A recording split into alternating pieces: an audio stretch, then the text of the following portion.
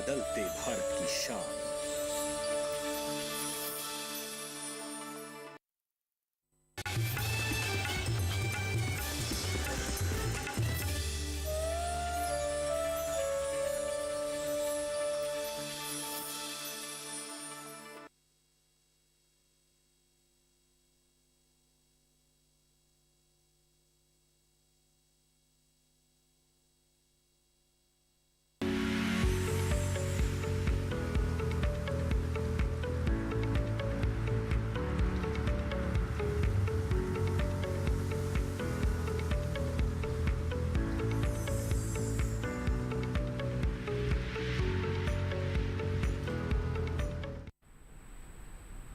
नमस्कार, आप देख रहे हैं दूरदर्शन किसान कार्यक्रम हेलो किसान में आप सभी का स्वागत है। मैं हूं आपके साथ मोनालिसा। हेलो किसान कार्यक्रम एक ऐसा कार्यक्रम है जिसमें सोमवार से शुक्रवार शाम के 6 बजे हम आपके लिए हर दिन अलग अलग विषय लेकर आते हैं जो कि कृषि या पशुपालन से जुड़े हुए होते हैं। इनसे जुड़ी जानकारियां हासिल करके आप अपनी कृषि को उन्नत बना सकते हैं। आज भी कुछ खास विषय हम आपके लिए लेकर आए हैं। आइए सबसे पहले कार्यक्रम में हम इन विषयों के बारे में आपको बता दें।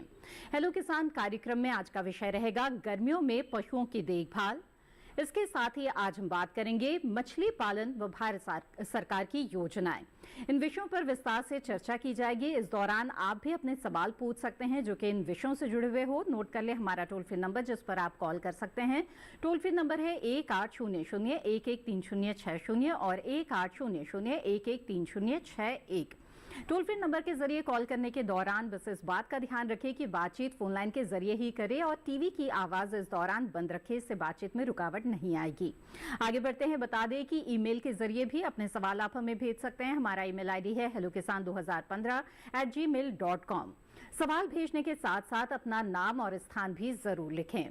साथ ही हमारे सवालों के जवाब के लिए दो बेहद ही खास मेहमान हमारे साथ जुड़े हुए हैं। आइए आपका परिचय करा देते हैं। इस वक्त हमारे साथ यहाँ पर मौजूद है डॉक्टर केशव कुमार शर्मा। आप पशु चिकित्सा अधिकारी हैं, विकास विभाग, दिल्ली सरकार में। बहुत बहुत स्वागत है आपका। साथ ही इस कार्यक्रम में इस वक्त हमारे साथ जुड़े हुए हैं डॉक्टर पवन कुमार शर्मा। आप वैज्ञानिक है, कृषि विज्ञान केंद्र, पश्चिमी चंपारण, बिहार से। बहुत बहुत स्वागत है आपका। तो हेलो किसान कार्यक्रम में चर्चा की शुरुआत करेंगे। उससे पहले आपको याद दिला दें कि आज है विश्व दुग्ध दिवस। उम्मीद है कि आप रोजाना दूध जरूर पीते होंगे और अगर नहीं पीते हैं तो इसे जरूर अपने भोजन में शामिल करें क्योंकि ये बहुत ही पौष्टिक होता है और हमारे अच्छे स्वास्थ्य के लिए ये बेहद ही जरूरी है। पिछले कुछ सालों में भारत में दूध के उपभोक्ताओं की संख्या काफी ज्यादा बढ़ गई है और इसके साथ ही अगर दूध के उत्पादन की बात की जाए तो आप जानते ही होंगे कि भारत दुनिया में अव्वल स्थान पर है दूध उत्पादन के मामले में।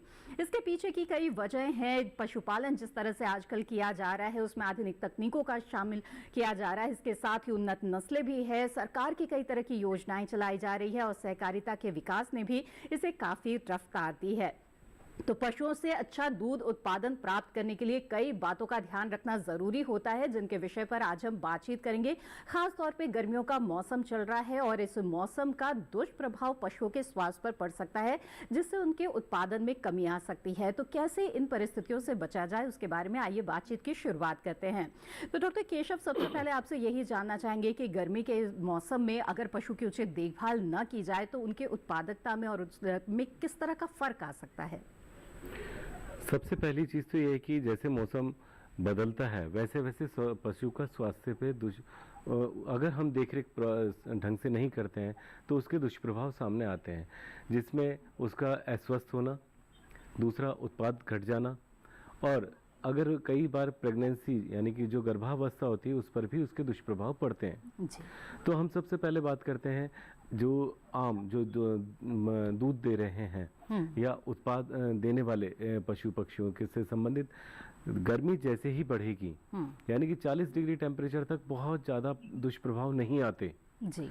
लेकिन जैसे जैसे 40 डिग्री से ऊपर जाएगा तापक्रम, दुष्प्रभाव उतने ही गति से, उससे यूँ कहिएगा उससे कई गुना गति ज़्यादा से उसके दुष्प्रभाव सामने आने शुरू हो जाते हैं। जैसे कि उनके अंदर डिहाइड्रेशन होना शुरू हो जाएगा, उनकी मेटाबॉलिक एक्टिविटीज़ प्रभावित होना शुरू हो जाएंगी, उनके खान पान में जो पाचन क्रिया होती है उसमें बहुत दुष्प्रभाव आने शुरू हो जाएंगे। और ऐसे समय पे क्या होता है कि जब तापक्रम बढ़ रहा होता है तो उस समय पे उसका चलना फिरना वो भी बहुत कम हो जाता है और उसका सूखा चारा हरे चारे की बनस्पत बढ़ जाता है। यद्यपि सूखे चारे की उस समय पे हमें आवश्यकता अधिक और गीले चारे उसकी हरे चारे की आवश्यकता हमें कम रहती है, आमतौर पे हम जो व्यवस्थाएं बताते हैं उसके अनुसार। जी। तो इसमें जैसे जैसे तापक्रम बढ़ेगा अस्वस्थता के कारण उत्पादकता में कमी आ जाती है। तो हमें तो ऐसी परिस्थितियों से बचने के लिए पशुपालकों को क्या उपाय अपनाने चाहिए, इसके बारे में विस्तार से बातचीत करेंगे आज के इस कार्यक्रम में। आइए उससे पहले नजर डाल लेते हैं इस रिपोर्ट पर।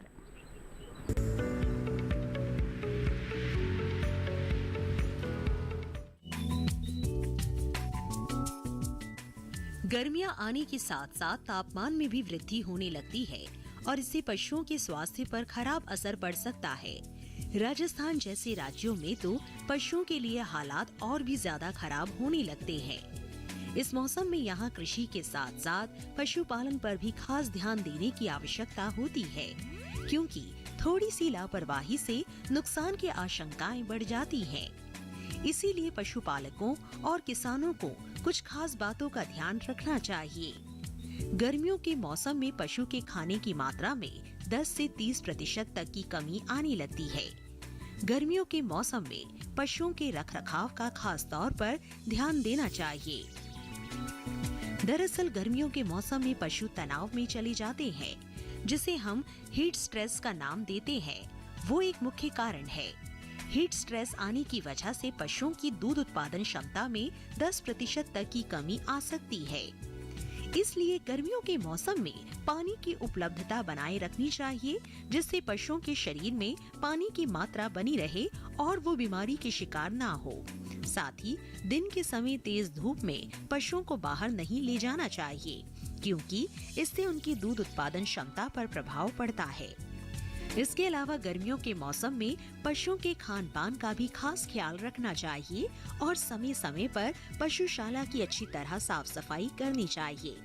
साथ ही पशुशाला को वायु आवागमन के साथ साथ अच्छे तरीके से रखना जरूरी होता है। कई बार वायु का आवागमन कम होने पर पशु गर्मी महसूस कर सकते हैं। इन तमाम बातों का ध्यान रखकर पशुपालक न सिर्फ पशुओं के बेहतर स्वास्थ्य को बनाए रख सकेंगे, बल्कि उनसे बेहतर दूध उत्पादन भी लेते रहेंगे।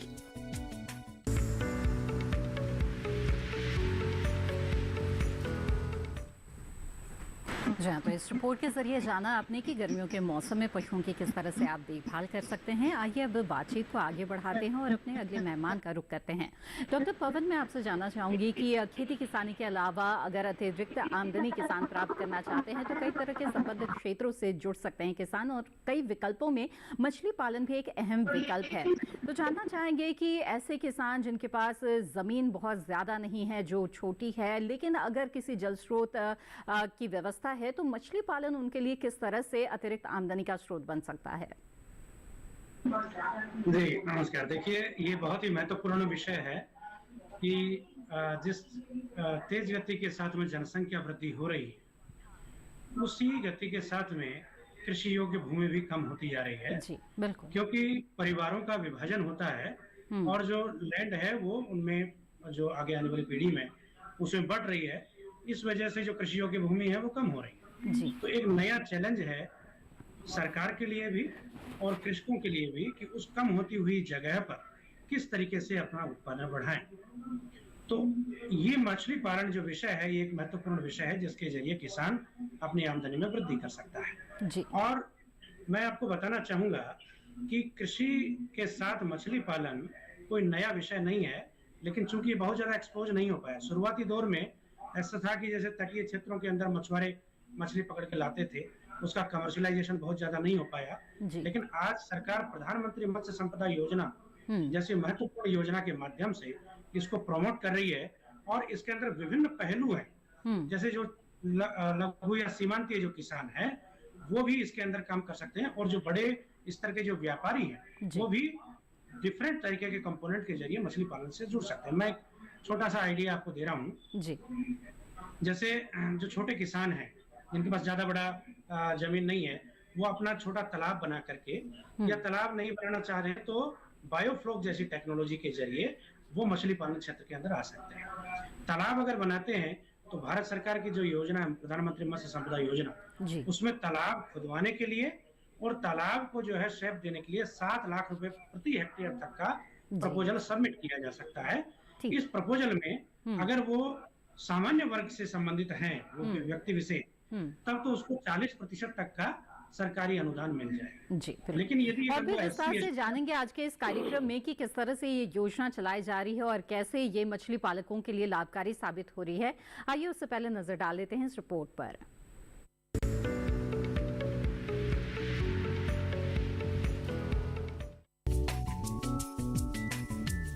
मछली पालन में भोजन, पोषण, रोजगार व आय का एक महत्वपूर्ण स्रोत है। मछली पालन क्षेत्र संभावनाओं से भरा है। प्राथमिक स्तर पर ये क्षेत्र करीब 2 करोड़ 8 लाख से अधिक मछुआरों और मत्स्य पालकों को आजीविका, रोजगार और उद्यमिता के अवसर प्रदान करता है। मछली उत्पादन पिछले 75 वर्षों में 22 गुना की वृद्धि के साथ एक व्यावसायिक उद्यम में बदल गया है। साल 1950-51 में मात्र 7,05,000 टन से शुरू हुआ भारत का कुल मछली उत्पादन 2021-22 में रिकॉर्ड 162,48,000 टन प्रति वर्ष तक पहुंच गया है। भारत वैश्विक मछली उत्पादन में लगभग 8% हिस्सेदारी के साथ तीसरा सबसे बड़ा मछली उत्पादक देश है। मत्स्य पालन क्षेत्र में मौजूद क्षमता को महसूस करते हुए सरकार ने मछुआरों और मत्स्य किसानों के फायदे के लिए PMMSY, FIDF और KCC की शुरुआत की है। PMMSY के तहत करीब 20,000 करोड़ रुपए के परिव्यय की योजना है। इसका लक्ष्य 2024-25 तक मछली उत्पादन को मौजूदा 13.76 MMT से 22 MMT करना और इस क्षेत्र के जरिए लगभग 55 लाख लोगों के लिए अतिरिक्त रोजगार के अवसर पैदा करना है। बजट 2023-24 में मत्स्य किसान समृद्धि सह योजना नाम से एक नई उप योजना की घोषणा की है।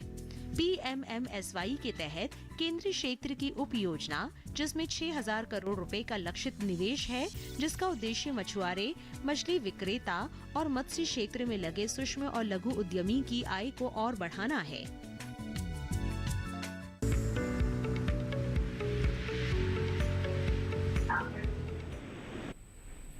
जी हाँ, तो मछली पालन से जुड़ी ये रिपोर्ट आपने देखी। आइए अब बातचीत को आगे बढ़ाते हैं और गर्मियों में पशुओं के रखरखाव की अगर बात की जाए तो डॉक्टर केशव, सबसे पहले आपसे यही जानना चाहेंगे कि पशुओं को रखने का जो स्थान होता है उसकी व्यवस्था इस मौसम में खासतौर पे किस तरह से करनी चाहिए ताकि पशुओं को असुविधा ना हो।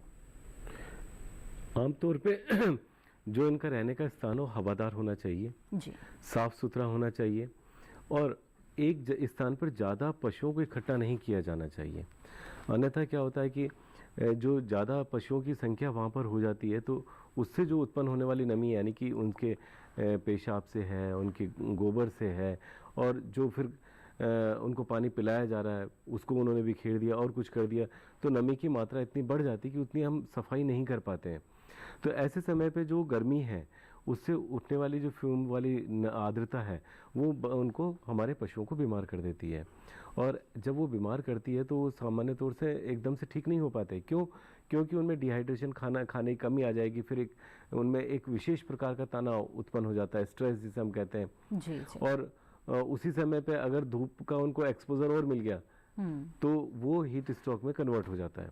तो हमें सावधानी ये बरतनी चाहिए कि हवादार स्थान हो, साफ सुथरा स्थान हो, यानी कि हवा के दो जरिए जरूर होने चाहिए, एक तो ऊंचाई वाला तो हवा की आवाजाही बिल्कुल होती रहनी चाहिए और साफ सफाई का ध्यान रखना भी बेहद जरूरी है। बातचीत को आगे बढ़ाएंगे लेकिन इस बीच कार्यक्रम के पहले कॉलर जुड़ गए हैं, उनका सवाल ले लेते हैं। गोलू जी इस वक्त सागर मध्य प्रदेश से हमारे साथ फोन लाइन पर हैं। गोलू जी स्वागत है आपका, पूछिए अपना सवाल। हेलो गोलू जी, क्या मेरी आवाज मिल रही है आपको? हेलो, चलिए लग रहा है हमारा संपर्क टूट गया है और यहाँ पर बातचीत को आगे बढ़ाएंगे। और जैसे कि मछली पालन के बारे में हम बात कर रहे थे कि ये अतिरिक्त आमदनी का स्रोत हो सकता है मछली पालकों के लिए, ऐसे में डॉक्टर पवन हमें बताएं कि अगर इस व्यवसाय की शुरुआत करना चाहते हैं तो किस तरह से शुरुआत करनी चाहिए?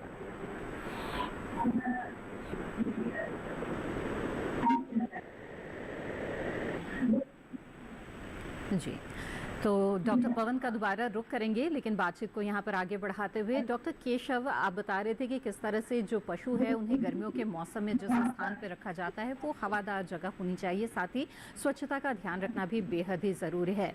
इसके अलावा आहार की अगर बात करें, भोजन की बात करें, तो किस तरह का भोजन इन्हें दिया जाना चाहिए? भोजन में हमें एक चीज़ विशेष तौर से ध्यान रखनी चाहिए। इन दिनों इनका पसीने के द्वारा और कई माध्यम या पेशाब के द्वारा या जो ये जुगाली करते हैं उसके माध्यम से भी इनका जो मिनरल्स हैं, सॉल्ट्स हैं, कुछ कार्बोहाइड्रेट का पार्ट, उनका भी काफ़ी नुकसान होता रहता है। तो हमें ऐसे टाइम पे सीधा हमने पानी की आपूर्ति करनी, हमने इनको पानी पिला दिया। हमें ऐसा ना करके हमें क्या करना है कि बाल्टी में एक मुट्ठी हमने नमक मिला दिया या थोड़ा सा पानी अलग से नमक वाला पिला दिया, काला नमक मिला के या जो दूसरा नमक आता है लाल वाला, वो नमक मिला के हमने पिला दिया। और साथ ही साथ में एक बार हमने कभी गुड़ को पानी में घोला और उसको पिला दिया। तो उससे क्या होगा कि उनकी जो होने वाली आपूर्ति जो है, जो कमी है उनको ज़्यादा पसीने से, ज़्यादा यूरिन होने से और ज़्यादा जुगाली के समय पे जो सलाइवा गिरा है उसकी वजह से जो नुकसान हुआ है उसकी आपूर्ति हो जाती है। दूसरी बात कि ऐसे समय पे ये खाना कम कर देते हैं। जैसे इंसानों में कम हो जाता है ऐसे ही इन पशुओं में भी कम हो जाता है। तो ये जो कमी, खाना खाने की कमी आती है, तो उसकी भी हम कहीं ना कहीं पूर्ति, जो कि हमने इसमें कार्बोहाइड्रेट दिया है, साथ में सॉल्ट एंड मिनरल्स भी दे दिए हैं, तो उसकी काफ़ी मात्रा में हम इसकी पूर्ति कर पाते हैं। या यूँ कहिएगा दूसरे शब्दों में कि पानी की, मिनरल्स की और कार्बोहाइड्रेट टाइप की चीज़ों की हम पूर्ति कर पाते हैं। और जो बाकी बची पूर्ति है वो जो उसने खाना कम भी खाया तो उससे हो जाती है पूर्ति। तो उसकी क्षमताएं इस गर्मी से लड़ने के लिए, हीट स्ट्रोक आदि की समस्याओं से लड़ने के लिए या उससे बचने के लिए पर्याप्त मात्रा में होती है। तो हमें बहुत छोटी सी चीजें हैं, बहुत छोटी सी सावधानी है, लेकिन है बहुत उपयोगी। बिल्कुल, तो बहुत ही ज़रूरी सावधानी है, भले ही छोटी बात ये नज़र आ रही हो। तो इन बातों का ध्यान रखना बेहद ही ज़रूरी है जब आप आवाज़ की व्यवस्था कर रहे हैं या आहार की व्यवस्था कर रहे हैं, खासतौर पे गर्मियों के इस मौसम में। बातचीत हमारी जारी रहेगी, लेकिन फिलहाल हेलो किसान कार्यक्रम में वक्त हो गया है एक छोटे से ब्रेक का। हम जल्द हाजिर होंगे, आप बने रहें दूरदर्शन किसान पर।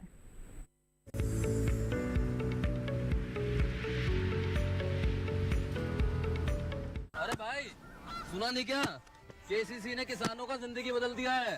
देश के छोटे किसान 1,60,000 रुपये तक का कर्ज बिना किसी गारंटी को ले पाएंगे। ब्याज खोरों से भी पीछा छुटा।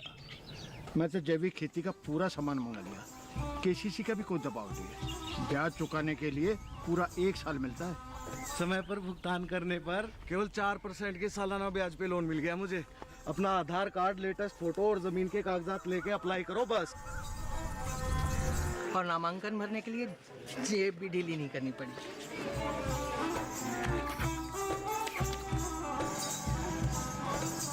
चाचा, उधार चुकाने के 24 घंटे के बाद उतने ही पैसे वापस निकाल सकते हैं। केसीसी ने किसानों की जिंदगी वाकई बदल दी है। तो आप भी किसान क्रेडिट कार्ड अपनाएं और सहजता से ऋण पाएं।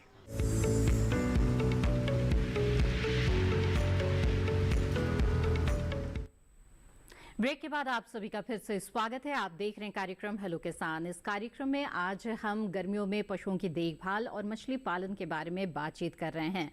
इन विषयों के बारे में अगर आप भी जानना चाहते हैं तो फिर आप हमारे टोल फ्री नंबर पर कॉल कर सकते हैं। हमारा टोल फ्री नंबर है 1800-113060 और 1800-113061।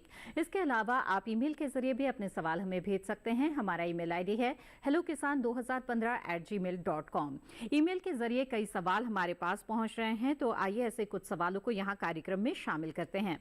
एक सवाल भेजा है सुरेश कुमार जी ने और इन्होंने लिखा है कि उनकी भैंस को ब्याए हुए 7 महीने हो गए हैं, लेकिन अभी तक वो हीट में नहीं आ रही है।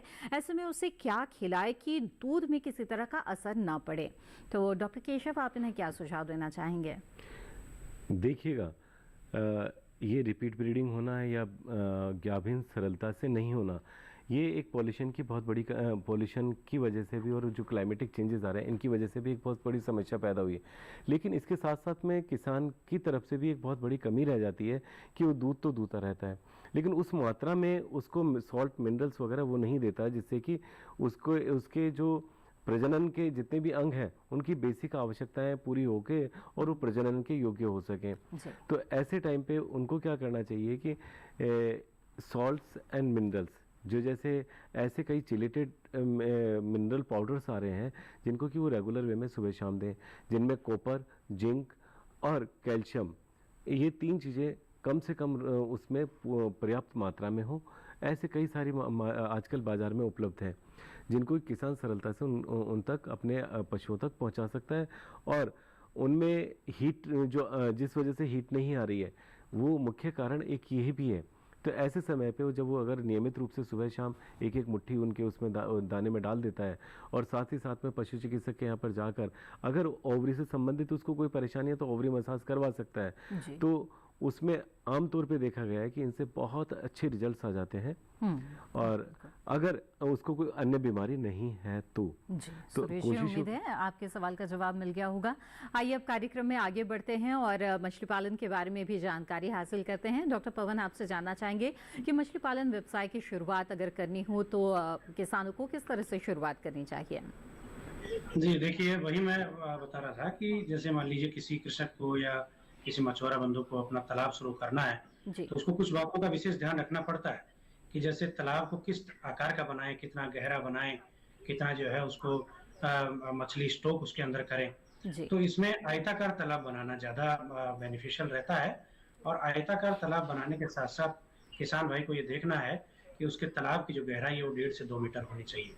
इससे ज़्यादा गहरा तालाब होने पर क्या होता है कि नीचे का जो पोर्शन है उसमें प्रकाश नहीं पहुंच पाता है और प्रकाश संश्लेषण नहीं होने की वजह से नीचे ऑक्सीजन का स्तर कम हो जाता है। दूसरी बात क्या होती है कि नीचे जब गहराई बहुत ज्यादा हो जाती है तो थर्मोक्लाइन लेयर बनने की संभावना भी हो जाती है कि ऊपर के पानी का तापमान ज्यादा हो जाना और नीचे का तापमान कम हो जाना, उस वजह से कभी कभी मछलियों की मास मोर्टिलिटी हो जाती है। तो 1.5 से 2 मीटर तक का गहराई रखना चाहिए।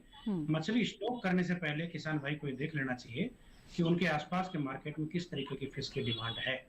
दूसरा, पानी किस तरीके का है। अगर मान लीजिए फ्रेश वाटर है वो, तो फ्रेश वाटर के केस में अभी जो मछलियां ज्यादा पाली जाती हैं उनमें इंडियन मेजर कार्प है प्रमुख रूप से, जो बेसिकली रोहू है, कटला है, मृगल है। साथ में उसके कंपोजिट फिश कल्चर के लिए सिल्वर कार्प, ग्रास कार्प और कॉमन कार्प भी जो है उसके अंदर डालते हैं।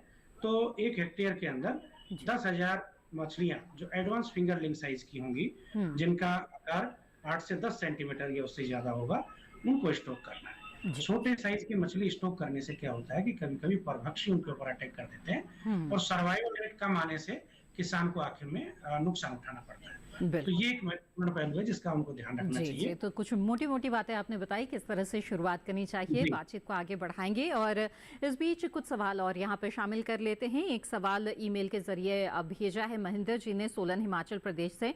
इनका कहना है कि इनके पास 2 गाय हैं जिन्हें वो अच्छा भोजन दे रहे हैं, लेकिन इसके बावजूद भी वजन नहीं बढ़ रहा है। तो वो जानना चाहते हैं कि ऐसे में वो क्या करें। तो डॉक्टर केशव, आप उन्हें क्या सलाह देंगे? एक तो आप डिवॉर्मिंग रेगुलर करवाएं। अच्छा। डिवॉर्मिंग के साथ में उनके जो बिनोले का हिस्सा है, जो बिनोले की मात्रा है वो थोड़ी सी बढ़ा दें। साथ ही साथ में आजकल कई ऐसे वो आते हैं जिसमें कि प्रोबायोटिक्स कहलाते हैं, वो प्रोबायोटिक्स की मात्रा बढ़ा दें, क्योंकि कई बार शरीर में उतने विटामिन्स और वो नहीं बन रहे होते हैं जो उनके लिए उपयोगी हैं, उनको हम ऊपर से दे देते हैं। यानी कि अप्रत्यक्ष में आपने उस शरीर की मदद कर दी। तो ऐसे समय पे क्या होगा कि उसकी मात्रा पर्याप्त हो गई शरीर में, तो शरीर खुल के उसमें वृद्धि भी आएगी और साथ में उसकी उत्पादक क्षमता भी बढ़ जाएगी। क्योंकि हम हमेशा शरीर के अंदर वृद्धि इसलिए चाहते हैं कि हमारे पशु की उत्पादन क्षमता भी बढ़ जाए। पशुधन हमने जो रखा है उसका मुख्य उद्देश्य उत्पादन क्षमता से है। तो वो बढ़ाने के लिए हमें उसमें कुछ डिवॉर्मिंग, जो पेट में कृमि है, पेट के जो कीड़े हैं, जो आमतौर पर जो अच्छा भोजन अच्छा जो हम दे रहे हैं उसको उसके पशु के शरीर तक ना पहुंचने देकर वो आंत में से ही अपने आप में ग्रहण कर लेते हैं। नतीजा ये होता है जो हमें अच्छा पोषण जो पशु को पहुंचना चाहिए था वो कृमियों को पहुंच गया और पशु हमारा सूखता जा रहा है, जबकि हम अच्छा वो दे रहे हैं। इसलिए सबसे पहले डिवॉर्मिंग करवा दें। डिवॉर्मिंग को अपना एक नियम बना लें कि साहब मुझे तो हमेशा डिवॉर्मिंग समय समय पे करवानी ही करवानी है। कितने दिनों के अंतराल ये पे करा लगभग देना 3 महीने के अंतराल से करवाते हैं। जी जी। आमतौर पे 3 महीने के, अगर अधिक मात्रा में प्रभावित है कि यानी कि उस क्षेत्र में कीड़ों की वो ज़्यादा होती है, कृमियों की ज़्यादा प्रभाविता है, तो ऐसे समय पे हम 2 से 2.5 महीने के बाद में भी करवा सकते हैं। जी। और दूसरी चीज जो एक विशेष तौर से हमें ध्यान रखनी है, मिनरल्स जो सबसे बड़ी हम कमी करते हैं, जैसे कॉपर है, आयरन है, मैग्नीशियम है, जिंक है, ये सब चीज़ें उसको किसी भी तरीके से उसके शरीर में जाने देनी चाहिए, क्योंकि कभी किसी भी जमीन से उपजावा जो वो आहार है उसके लिए वो किसी पूर्णतः पर्याप्त नहीं होता है। किसी जमीन में किसी चीज की कमी होती है। होते क्या ये आसानी से बाजार में उपलब्ध होते हैं पशुपालन? ये मिनरल मिक्सचर के नाम से एक बैलेंस डाइट, जैसे हम ह्यूमन बीइंग में बोलते हैं बैलेंस डाइट, इसी प्रकार से बैलेंस मिनरल मिक्सचर आते हैं जो चिलेटेड होते हैं कि समय के साथ में धीरे धीरे आंतों के अंदर अंतिम छोर तक वो एब्जॉर्ब होते हैं। जी बिल्कुल, तो इन बातों का ध्यान जरूर रख सकते हैं महेंद्र जी। उम्मीद है आपके सवाल का जवाब मिल गया होगा। आगे बढ़ते हैं और मछली पालन से जुड़ा हुआ एक सवाल भेजा है अंकुर सहाय जी ने आजमगढ़ उत्तर प्रदेश से ईमेल के जरिए। आइए सवाल लेते हैं कार्यक्रम में। इनका कहना है कि मछलियों के तालाबों में ऑक्सीजन की मात्रा बनाए रखने के लिए क्या करना चाहिए जिनसे मछलियों की मृत्यु ना हो। डॉक्टर पवन बताएं। जी देखिए, ये एक महत्वपूर्ण घटक है तालाब का, जिसको मछली पालन तालाब में घुलित ऑक्सीजन की मात्रा के रूप में जाना जाता है। तो जिस तरीके से हम स्थलीय प्राणियों को ऑक्सीजन की आवश्यकता होती है, उसी प्रकार से मछलियों को भी अपने मेटाबॉलिज्म के लिए और विभिन्न कार्यों के लिए ऑक्सीजन की आवश्यकता होती है। तो इसमें तालाब के अंदर जो ऑक्सीजन की मात्रा है वो 5 मिलीग्राम प्रति लीटर सुनिश्चित करना आवश्यक है, क्योंकि 5 मिलीग्राम प्रति लीटर से कम अगर मान लीजिए ऑक्सीजन है तो उस केस में मछलियां स्ट्रेस की अवस्था में आ जाएंगी, और 3 मिलीग्राम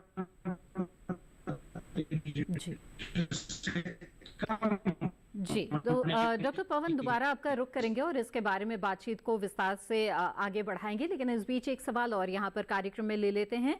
सवाल भेजा है प्रेमचंद जी ने उज्जैन से, और ये कह रहे हैं कि 4 महीने का बछड़ा है और वो खाता पीता नहीं है, ऐसे में क्या करें? तो क्या सुझाव देंगे डॉक्टर केशव, बताएं।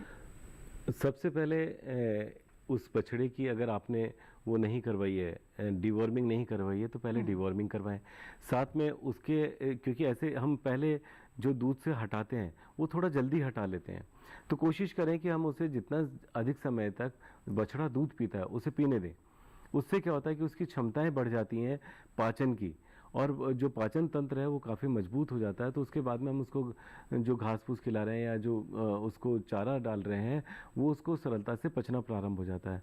लेकिन हम गलती एक सबसे पहले क्या करते हैं, उसकी वीनिंग यानी कि उसको दूध से सबसे पहले छुड़वाते हैं, जबकि हमें चाहे कम मात्रा में दूध दें लेकिन अधिक समय तक दूध देना चाहिए, और साथ ही साथ में डिवॉर्मिंग उसकी समय समय से करवा देनी चाहिए।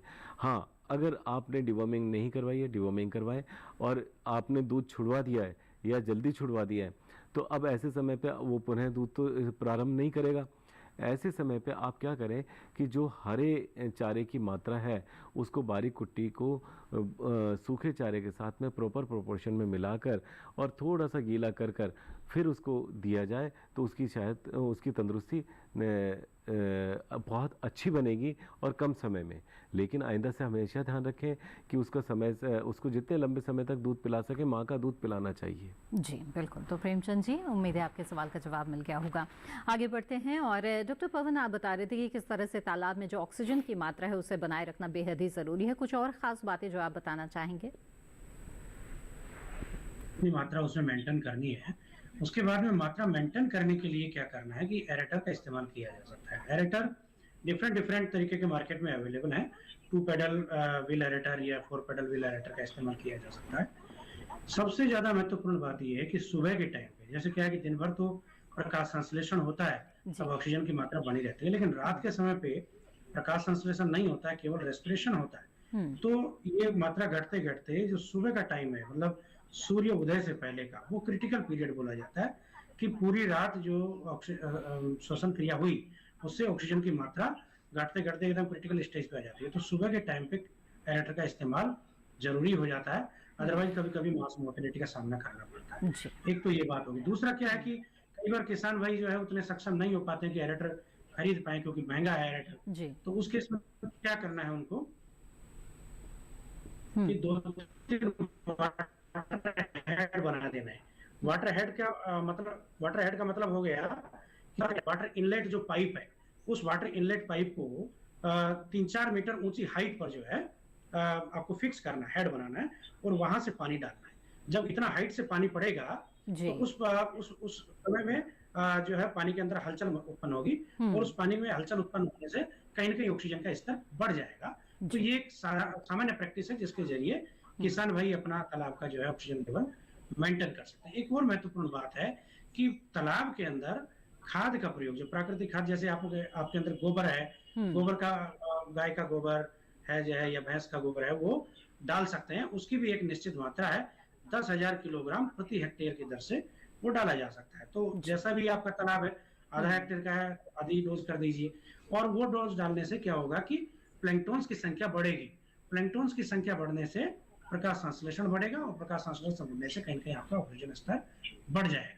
और इसके साथ साथ ही जैसे प्लैंक्टन का स्तर बढ़ेगा तो खाद्य, क्योंकि मछली प्लैंक्टन को खाती भी, तो आप मछलियों के लिए भोजन का भी काम करें। जी, तो ये बहुत ही आसान से उपाय बताया कि किस तरह से जो ऑक्सीजन की मात्रा है वो तालाब में बनाया रखा जा सकता है। अंकुर जी, मुझे उम्मीद है कि इस जानकारी से आपको लाभ जरूर होगा। आगे बढ़ते हैं और डॉक्टर केशव, आपसे जानना चाहेंगे कि गर्मी की हम बात कर रहे हैं और पशुओं में भी डिहाइड्रेशन यानी कि पानी की कमी की समस्या हो सकती है। ऐसे में पानी की जब व्यवस्था कर रहे हैं तो उस दौरान पशुपालकों को किन बातों का ध्यान रखना चाहिए? एक तो पानी सामान्य तापक्रम पर होना चाहिए। जी। गर्मियों में सबसे बड़ी कमी क्या करते हैं कई लोग, जो मैंने आजकल ग्रामीण इलाकों में देखा है कि कैसे भी करके बर्फ की व्यवस्था करेंगे या ठंडे पानी की व्यवस्था। पशु को ठंडे पानी या गर्म पानी की आवश्यकता नहीं है, उसको पानी की आवश्यकता है, उसका तापक्रम एक नियमित तापक्रम होना चाहिए। नंबर 2, ऐसा भी नहीं हो कि वो ऊपर पानी की टंकी का गर्म पानी लाके आप कह देंगे हाँ नहीं ये वाला पानी ठीक है। नहीं, जो सामान्य तापक्रम पर है उस तापक्रम को उस वाले जल को उपयोग में लेना चाहिए। दूसरी बात क्या है कि इन दिनों इनका जो वाष्पोजन वगैरह जो हो रहा है, इनके शरीर से जो वो निकल रहा है, पसीना वगैरह निकल रहा है, और जो दूसरे तरीके से जो पानी की क्षति हो रही है उसके कई सारे वो हैं। तो उसमें क्या है कि मिनरल्स हैं, सॉल्ट्स हैं और कई चीज़ों का नुकसान हो रहा है। तो ऐसे समय पे हम क्या करें कि उसमें एक आध मुट्ठी नमक और मिनरल मिक्सचर डाल दिया, उसका स्वाद भी चेंज हो जाएगा और उसको थोड़ा सा आनंद से वो पानी भी की मात्रा भी कुछ ज़्यादा पिएगा, क्योंकि अब अभी उसने खाना कम कर दिया है। जी।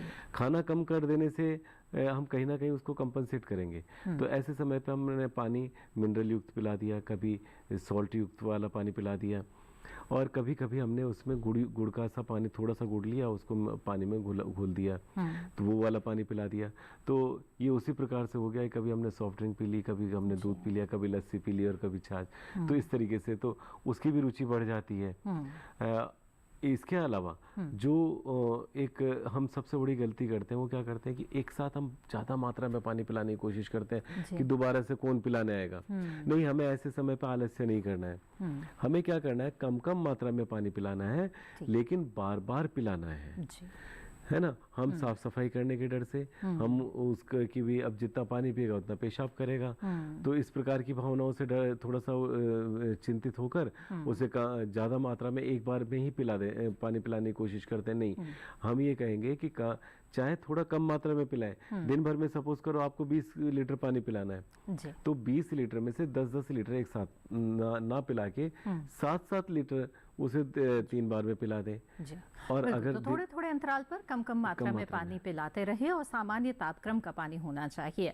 इसी तरह से बातचीत हमारी जारी रहेगी कार्यक्रम हेलो किसान में। आप भी हमारे साथ जरूर जुड़े इस कार्यक्रम में अपने सवालों के साथ, लेकिन फिलहाल वक्त हो गया है एक और छोटे से ब्रेक का। जल्द हाजिर होंगे, आप बने रहें दूरदर्शन किसान पर।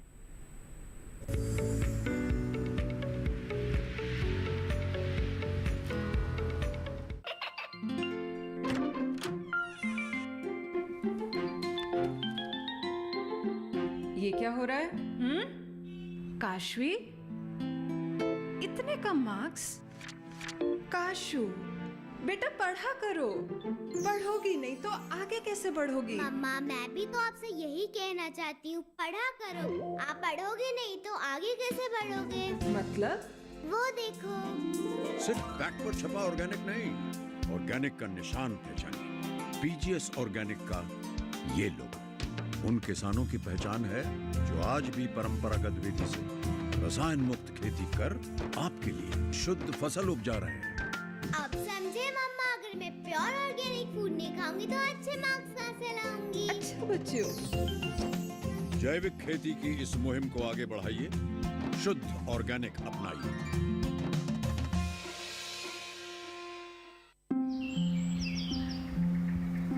अरे अरे अरे क्या कर रहा है? इधर इधर इधर, हम बोल रहे हैं तेरे बीजू का। पुतला बोल रहा है? हाँ, पक्षियों से तो हम खेत को बचा लेते हैं, पर इन घातक रसायनों से कैसे बचाएं? मतलब? देख बेटा, तू जो ये अंधाधुंध रसायन मिलाता है ना, मिट्टी की सेहत बिगड़ने लगी है। और जब माटी ही कमजोर पड़ जाएगी तो उपज कैसे सेहतमंद होगी? हाँ? अरे पहले ऐसा नहीं था। पूछना अपने बड़े बुजुर्गों से, कैसे फसल लहलहाती थी, शुद्धता झलकती थी। हाँ, माटी भी तंदुरुस्त और लोग भी। पहली वाली बात कहाँ? पर अब तो सभी डाले हैं। सब नहीं, आज भी लाखों जागरूक किसान परंपरागत विधि से फसल उगा रहे हैं। खर्चा कम और उपज की कीमत भी बेहतर पा रहे हैं। ठीक है भाई, मैं भी आज से जैविक खेती शुरू करूंगा। माटी से प्रेम की परंपरा है परंपरागत खेती।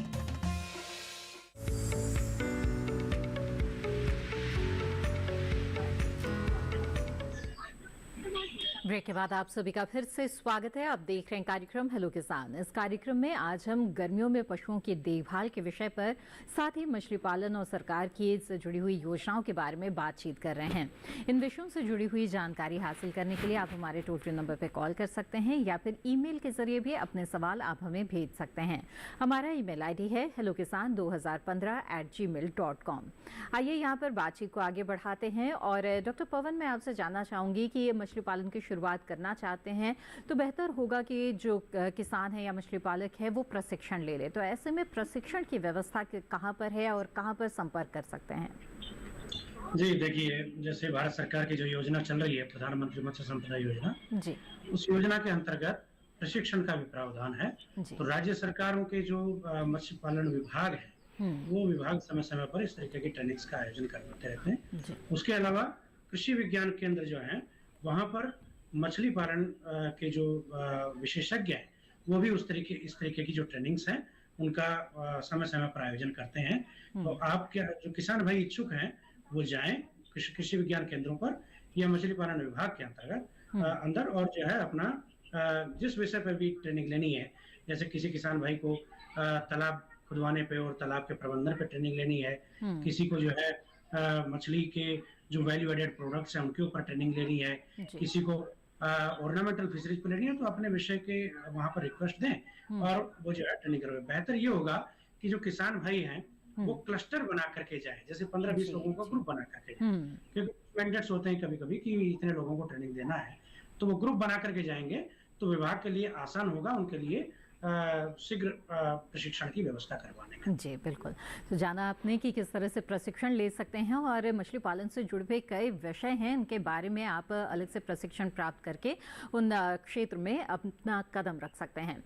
आगे बढ़ते हैं यहाँ पर और डॉक्टर केशव, आपसे जानना चाहूँगी कि जैसे कि आपने हमें कार्यक्रम में बताया कि किस तरह से हीट स्ट्रेस या लू से बचाव के लिए पशुपालकों को किन बातों का ध्यान रखना चाहिए। इसके बावजूद अगर किन्हीं वजहों से पशु को हीट स्ट्रेस हो जाता है या लू लग जाती है तो उसके लक्षण किस तरह से पहचानें और उसके बाद क्या उपाय करें? एक तो पशु सबसे पहले लक्षण प्रदर्शित करता है, उसका हाँफना शुरू हो जाता है जी, मुंह में झाग से आएंगे, तापक्रम बहुत उच्च हो जाएगा, लड़खड़ा के चलेगा, खाना पीना छोड़ देगा, कई बार वो जानवर गिरकर वापस उठने की स्थिति में नहीं रहता है। ऐसे समय पे हमें पशु को प्राथमिक चिकित्सा जो देते हैं या प्राथमिक सहायता जो देनी है, सबसे पहले उसे अपना कुछ ना कुछ उसके आसपास का तापक्रम वो कर देना, कम कर देना है। उसके ऊपर गीला कपड़ा यानी गीला कोई मोटी बोरी टाइप से उसके ऊपर डाल देते हैं। छायादार स्थान पर, खुले हवादार स्थान पर रखने की कोशिश करते हैं और साथ ही साथ में उसे हम ग्लूकोज युक्त पानी पिलाने की कोशिश करते हैं। ग्लूकोज नहीं होने की स्थिति में गुड़ वाला पानी, हल्का सा नमक डाल के पिलाने की कोशिश करते हैं। और इन्हीं के साथ साथ में जो भी नज़दीकी पशु चिकित्सक हो, क्योंकि उसको उस समय पर उसका सीवियर डिहाइड्रेशन हुआ होता है, तापक्रम उच्च होता है, तो ऐसे समय पे सबसे पहले उसका तापक्रम नीचे करने के लिए एक तो जैसे अपन कोल्ड फोमेंटेशन करते हैं, यानी कि पानी की पट्टियाँ लगाते हैं, तो उस पर पानी की बोरियाँ रख देते हैं। और दूसरी तरफ जो दवा दी जाती है डॉक्टर के द्वारा, उस दवा को देने के बाद में थोड़ा सा तापक्रम नीचे आने के साथ साथ में उसमें फिर हम फ्लूइड थेरेपी करते हैं, यानी कि उसमें ग्लूकोज किसी रूप में चढ़ाते हैं, जिसमें सलाइन, नॉर्मल सलाइन भी हो सकता है, आरएल वगैरह भी हो सकता है, डीएनएस वगैरह भी हो सकता है। तो ये पशु चिकित्सक अपने हिसाब से उस समय उसकी स्थिति को देखकर उसको देखकर फिर निर्णय लेता है, लेकिन उसे ये इन चीज़ों की आवश्यकता होती है। कई बार क्या होता है कि ऐसा करने पर मैंने पशु जो मालिक हैं उनको देखा है कि वो क्या करते हैं कि उस समय दूध का समय और नहीं इसका दूध निकाल लेते हैं, उससे भी इसकी गर्मी निकल जाएगी जी।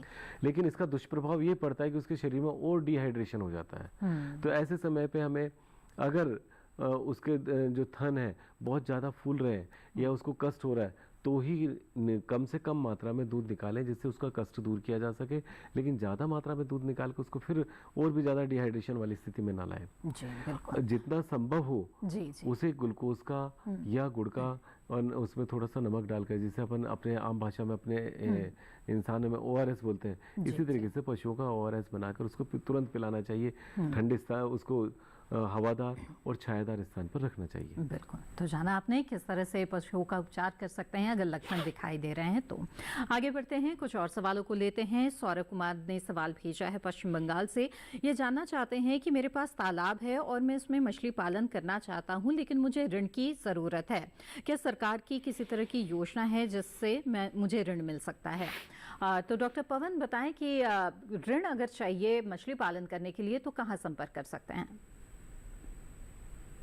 अच्छी बात इन्होंने पूछी है। अभी प्रधानमंत्री मत्स्य संपदा योजना का जो मैं जिक्र कर रहा था, उस प्रधानमंत्री मत्स्य संपदा योजना के अंतर्गत तालाब बनाने के लिए भी प्रावधान है, और तालाब बनाने के बाद जो निवेश है वो निवेश के लिए भी ऋण प्राप्त करने का या सरकारी अनुदान, मैं कहूँगी सरकारी अनुदान प्राप्त करने का प्रावधान है। वो 4 लाख रुपए तक का जो सरकारी अनुदान प्राप्त करने के लिए प्रपोजल दिया जा सकता है। इस 4 लाख में वही 40% और 60% का सरकारी अनुदान मिलेगा। यदि ये जो किसान भाई जिन्होंने पूछा है ये सामान्य कैटेगरी को बिलोंग करते हैं, तो इनको 40% यानी कि 1,60,000 रुपए तक का सरकारी अनुदान मिल जाएगा। बाकी का जो 4 लाख का पार्ट है वो इनको अपने पास से या बैंक से लोन लेकर के पूरा करते हैं। और अगर ये SC ST या आता है तो उस केस में इनको 60% जो है सरकारी अनुदान के रूप में मिल सकता है। बिल्कुल। तो योजना का लाभ उठाते हुए आप ऋण भी प्राप्त कर सकते हैं और सफलतापूर्वक मछली पालन कर सकते हैं। आगे बढ़ते हैं, एक सवाल और यहाँ पर लेते हैं जो ईमेल के जरिए हमें मिला है। ये सवाल भेजा है पल्लवी शर्मा जी ने जम्मू से। इनका कहना है कि इनके गाय की जो त्वचा है वो खराब हो रही है, उसमें दाग पड़ रहे हैं। जानना चाहती हैं कि हम क्या करें। तो डॉक्टर केशव, क्या आप उन्हें सलाह देंगे?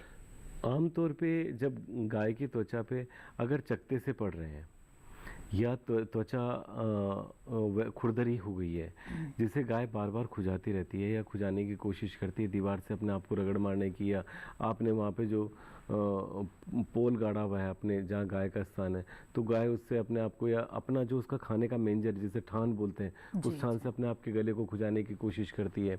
तो इसका सबसे बढ़िया पहले सरल और सीधा उपाय है कि आप नारियल का तेल लें, उसमें पर्याप्त मात्रा में कपूर डाल लें। अब आप पूछें कपूर कपड़े वाला या कि पूजा वाला, तो उसमें पूजा वाला कपूर डालेंगे। दोनों को मिक्स करें और उसके शरीर पे पूरे अच्छे तरीके से एक बार लगा दें। कई बार इससे लाभ बहुत अच्छा मिल जाता है।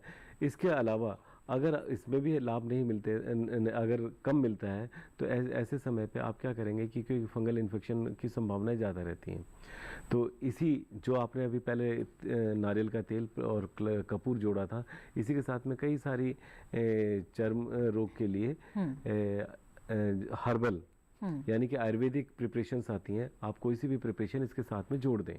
जी। जो फंगल इन्फेक्शन को रिड्यूस करती हैं या और चमड़ी के सामान्य रोगों को वो करती हैं। तो उसको जब दिन में 3 बार लगा दें, अच्छी तरह के उसको पूरा रगड़ें। ऐसा नहीं कि एक बार ये लेप लगा के छोड़ दिया, नहीं, उसको अच्छी तरह रगड़ना। दिन में 3 बार आप रगड़ देंगे, काफ़ी लाभ होगा। हाथ में एक ब्रश ले लें, इनका अलग से जो ब्रश आता है उससे पूरे को उसको सहला के पूरे को उसको दिन में 3 बार, ये वाला जो मैंने आपको फॉर्मूला बताया है बहुत सरल सा है लेकिन बहुत प्रभावी है, दिखने में बहुत सामान्य दिखता है। तो ये 3 बार ऐसा करेंगे तो 3 दिन में काफ़ी अच्छा लाभ मिलने की संभावना रहेगी। बिल्कुल। तो पल्लवी जी, मुझे उम्मीद है कि इस सुझाव पर ज़रूर आप अमल करेंगे और इस समस्या से छुटकारा भी आपको ज़रूर मिल जाएगा। अगला सवाल यहाँ पर जल्दी से ले लेते हैं। छत्रपाल जी ने सवाल भेजा है कि मेरी गाय बहुत ज़्यादा हरा घास खाती है और पतला गोबर कर रही है, तो ऐसे में मैं क्या करूँ? जी। हरा घास खाने, जब भी कभी आप हरा घास अधिक मात्रा में देते हैं तो मुख्य एक उसका कारण है जिसमें कि पतला गोबर वो लोग करते हैं आमतौर पर, वो है डीवॉर्मिंग, यानी कि उसके शरीर में कीड़ों की अधिक मात्रा होना। वो उसको पूरा नहीं पचने देते हैं। ऐसे समय पे डीवॉर्मिंग ज़रूर करवाएं। और एक सलाह इसके साथ में और देना चाहेंगे कि आप हर एक के साथ में हमेशा सूखा जरूर, रफेज जिसको हम बोलते हैं, जितना हमें कंसंट्रेट की आवश्यकता है, यानी कि जितना हमें वैल्यूड उसकी आवश्यकता है खाने की, उतना ही हमें रफेज की भी आवश्यकता है। क्योंकि जो पूरी अंदर चक्की चल रही है उसके शरीर में, जो इसको पूरा वो करती, ग्राइंड करती है, उसको केवल हरे की मात्रा की आवश्यकता नहीं है। ये ठीक उसी प्रकार से हो जाते हैं जैसे कि हम चटनी का उपयोग करते रहें, तो उसके शरीर में जाके केवल चटनी बन जाएगी, ना तो उसमें से पूरा एब्जॉर्ब हो पाता है, ना उसका पूरा लाभ मिल पाता है। तो ऐसे समय पे आप क्या करें, सूखे की मात्रा पर्याप्त मिलवाएं और हरे की मात्रा को उतना ही रखें जितनी उसे वास्तविकता में उसके वजन के हिसाब से उसको आवश्यक है। जी बिल्कुल। तो छत्रपाल जी, मुझे उम्मीद है कि इस सुझाव पर ज़रूर आप अमल करेंगे। इसी के साथ हेलो किसान कार्यक्रम में वक्त है एक और छोटे से ब्रेक का। जल्द हाजिर होंगे, आप बने रहें दूरदर्शन किसान पर।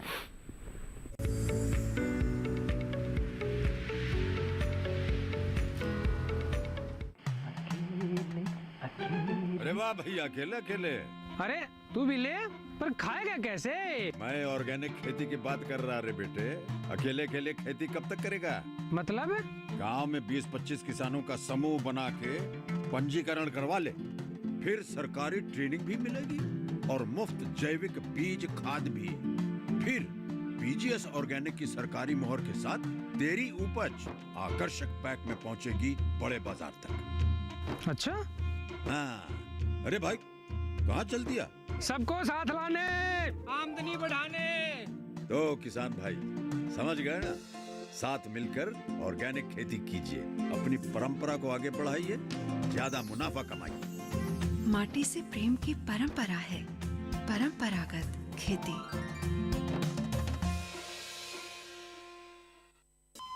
अरे सुन तो। मुझे क्या सुनाना चाहते हो? जो सुनाओ मेरी सौतन को। किसको? अरे वही तुम्हारा मोबाइल फोन जिससे सुबह शाम दिन रात चिपके रहते थे और कहते थे किसान कॉल सेंटर से बातें हो रही हैं। अच्छा ये बात है। हाँ, क्यों? क्या हुआ? अब बात नहीं होती क्या? अब तो झट से बात हो जाती है। ऐसा क्या? हाँ, अब तो ज्यादा लाइनें और खास तकनीक के कारण खेती के माहिरों से तुरंत बात हो जाती है। और अगर कभी लाइन व्यस्त हो तो अपनी समस्या फोन पर रिकॉर्ड करा दो, वहाँ से फोन आ जाता है और समस्या की हल का मैसेज भी आ जाता है। ये देखो आ गया। अरे वाह, इसका मतलब इंतजार की घड़ी अब खत्म। हाँ। तभी मैं सोचूं कि आजकल मुझ पर इतना प्यार क्यों आ रहा है। कृषि संबंधी समस्याओं का अपनी भाषा में तुरंत हल पाने के लिए पूरे भारत में किसी भी फोन से हेल्पलाइन नंबर पर संपर्क करें। किसानों का दोस्त किसान कॉल सेंटर।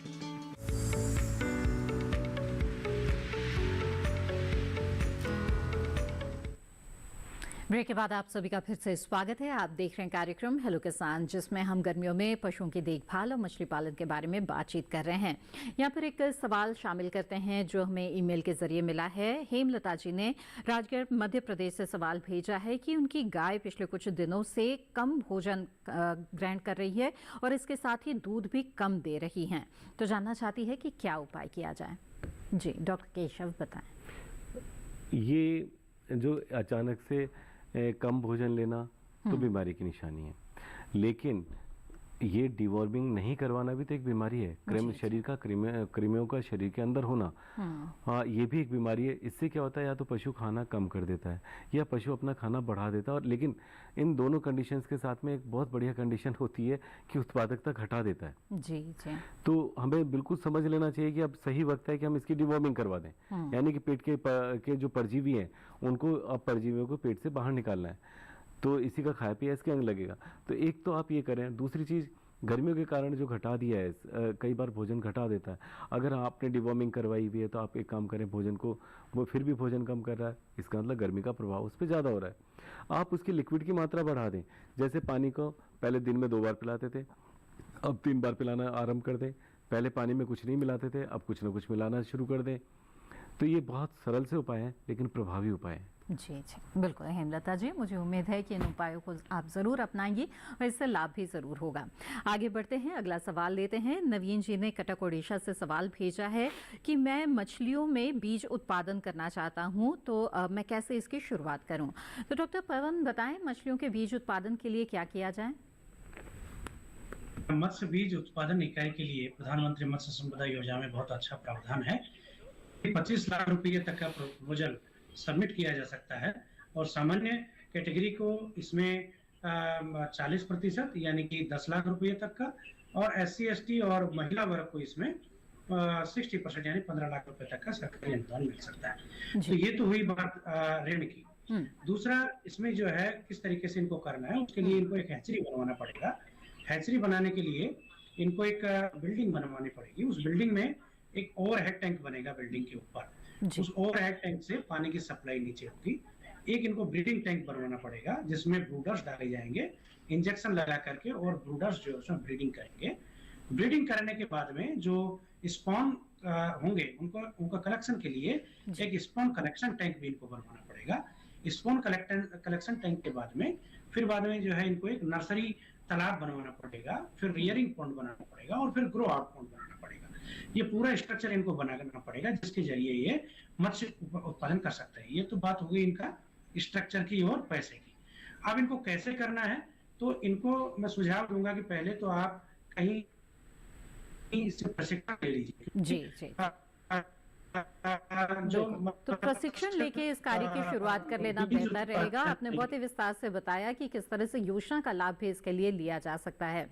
डॉक्टर पवन, आपने बहुत अच्छी जानकारियां हमें दी मछली पालन से जुड़ी हुई है और आप लगातार हमारे साथ जुड़े रहें। आपका बहुत बहुत धन्यवाद हमारे साथ जुड़ने के लिए। आइए बातचीत को आगे बढ़ाते हैं और जल्दी से एक सवाल और ले लेते हैं जो सुरेश कुमार जी ने झुंझुनू राजस्थान से भेजा है। ये जानना चाहते हैं कि ये गिर गाय लेना चाहते हैं, तो बढ़िया नस्ल की गिर गाय इन्हें कहाँ से मिलेगी? जी डॉक्टर केशव।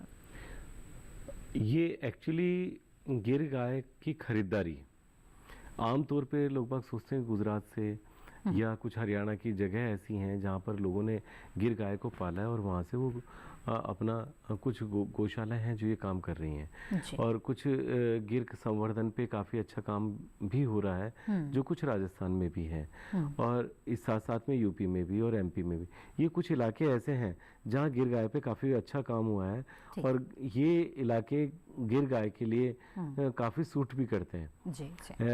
लेकिन मैं आपको एक सलाह देना चाहूँगा कि आपके इलाके में तो थारपार गाय कर जो गाय है वो भी बहुत अच्छी गाय है जी, और वो उच्च तापक्रम को भी सहन कर लेती है। और इस गाय की इस ब्रीड की सबसे बढ़िया तारीफ ये है मोनालिसा जी, आप देखेंगी कि जैसे जैसे अपन बात कर रहे थे कि तापक्रम बढ़ता है तो दूध घटता जाता है, उत्पाद घटता जाता है। लेकिन थारपारकर अकेली गाय ऐसी है राजस्थान के थार वाले रेगिस्तान में रहने वाली, जैसे जैसे टेम्परेचर बढ़ेगा उसका उत्पादन भी बढ़ता है।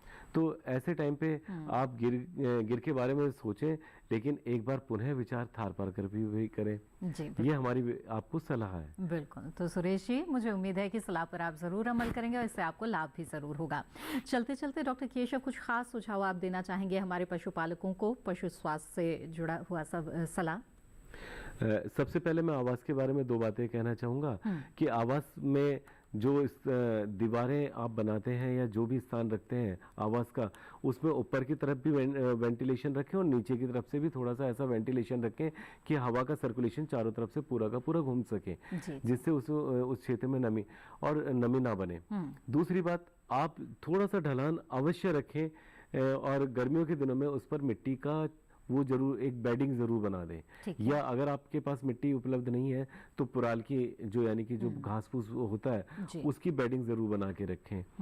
और रही बात आहार विहार में, आहार की मात्रा वो कम कर देते हैं, उसकी क्षतिपूर्ति पानी के अंदर विभिन्न प्रकार की चीजें मिलाकर अलग अलग, कई बार छाछ भी पिलाई जाती है, पतली करके छाछ भी पिला सकते हैं, जो हमने पहले अभी आपको पूरे उसमें बताया, मिनरल्स है या कई बार गुड़ है, कई बार नमक है, कई बार छाछ है, अलग अलग चीजें उनको पिलाते रहे और एक साथ ना पिलाएं, कम कम मात्रा में अलग अलग समय पे पिलाएं, ये काफी तो इससे आपको लाभ जरूर होगा। जी डॉक्टर केशव, बहुत अच्छी जानकारी आपने हमें दी, आपका बहुत बहुत धन्यवाद हमारे साथ जुड़ने के लिए। धन्यवाद।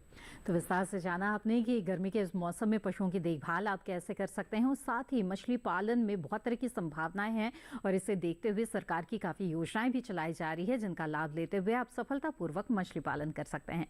आइए अब आगे बढ़ते हैं, बता दें आपको कल के विषय के बारे में। हेलो किसान कार्यक्रम में कल जिन विषयों पर चर्चा की जाएगी उन विषयों के बारे में आपको बता देते हैं। विषय है मोटे अनाज का खाद्य प्रसंस्करण, और इसके साथ ही बातचीत होगी गन्ने की बुआई पूर्व मृदा जांच के बारे में। विषयों से जुड़े हुए सवाल भेजने के लिए आप हमें ईमेल कर सकते हैं। हमारा ईमेल आईडी है hellokisan2015@gmail.com। सवाल के साथ साथ अपना नाम और स्थान भी जरूर लिखें। साथ ही सोशल मीडिया के अलग अलग प्लेटफॉर्म्स के माध्यम से भी आप हमारे साथ जुड़े रह सकते हैं। Facebook, Instagram, Twitter handle TV screen पर फ्लैश किए जा रहे हैं, इनसे कार्यक्रम से जुड़ी जानकारी भी आपको मिलती रहेगी। साथ ही अपने सवाल भी आप हमें भेज सकते हैं। आपको बता दें कि दूरदर्शन किसान के कॉल सेंटर नंबर पर भी आप कॉल कर सकते हैं और अपना सवाल दर्ज करा सकते हैं। हमारा टोल फ्री नंबर है 1800-113060। सोमवार से शनिवार सुबह 6 बजे से रात 10 बजे के बीच कॉल करके आप अपने सवाल दर्ज करा सकते हैं। इसके अलावा जानकारियों से भरपूर इस हेलो किसान कार्यक्रम को आप दूरदर्शन किसान के YouTube चैनल पर भी देख सकते हैं। इसके लिए टीवी स्क्रीन पर दिखाए जा रहे इस QR कोड को स्कैन करें। इसी के साथ हेलो किसान की आज की कड़ी में बस इतना ही। फिर हाजिर होंगे लेकर महत्वपूर्ण जानकारियां। तब तक के लिए दीजिए इजाजत। आप बने रहें दूरदर्शन किसान पर। नमस्कार।